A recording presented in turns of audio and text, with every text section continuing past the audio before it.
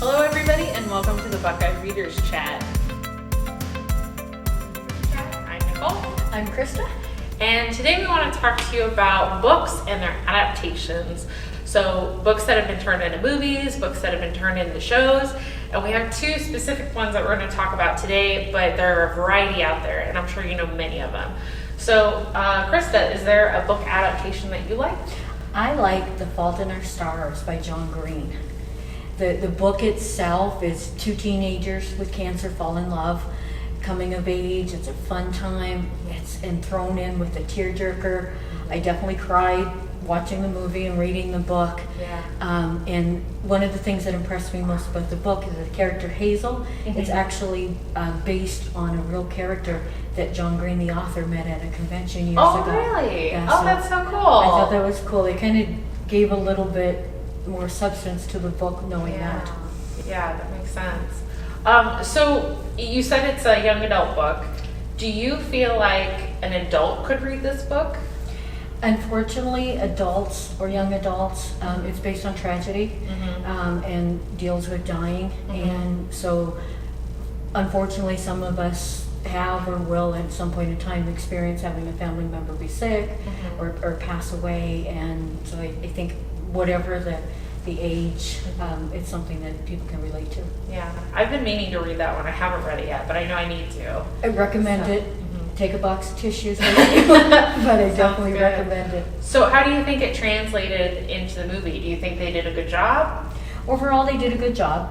The book versus a 2.5 hour movie, some of the characters were erased, some of the scenes were compressed, and just a few changes, but overall in the movie versus the book, the substance was still there. That you could actually see a lot of comparison to it. Oh, that's awesome. Is there anything that you could see specifically that they adapted into the movie but changed from the book that made sense to you? That they would adjust it that way and not include it? There's a couple of characters that were erased. Was friends of Hazel's, one friend of Hazel and one friend of Gus.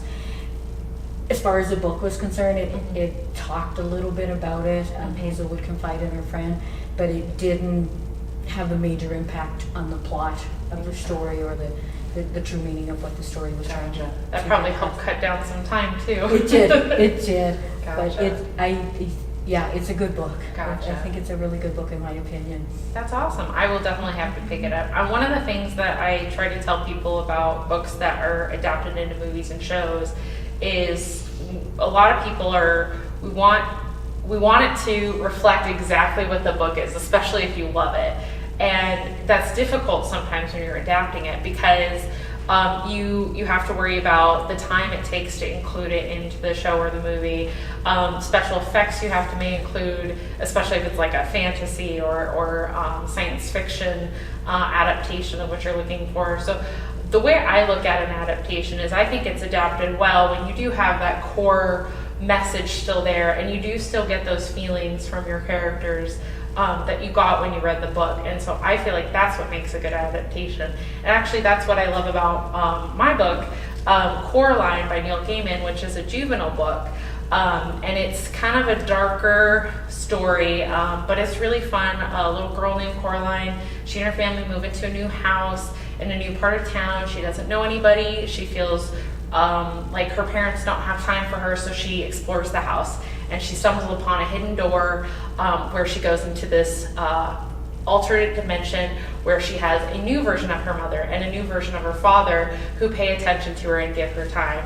But she starts to realize that just because she has her parents, her other world parents' attention doesn't mean that she's getting exactly what she's looking for. So it was a really fun story, and I think it's a good one for kids. But even as an adult, I connected with the character, and it made a really good adaptation as a movie as well. The only variation that I found with it is they included a new character in the movie that they didn't in the book. Normally you're used to them taking stuff out, but in this one in particular they added a character, and I think that was to create a little bit extra dimension in the storyline to go with it. But it was really well done. I loved it. So without giving away the end of the the Fault in Our Stars, the one disappointment I had was the endings were not the same.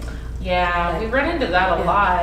And sometimes I wonder why that is. Not sure, but I'm like, oh, yeah, it wasn't the same. That was one thing that I would say that as far as the book to the movie, I would expect the same type of ending. Right, yeah. That's sometimes you wonder why they do that.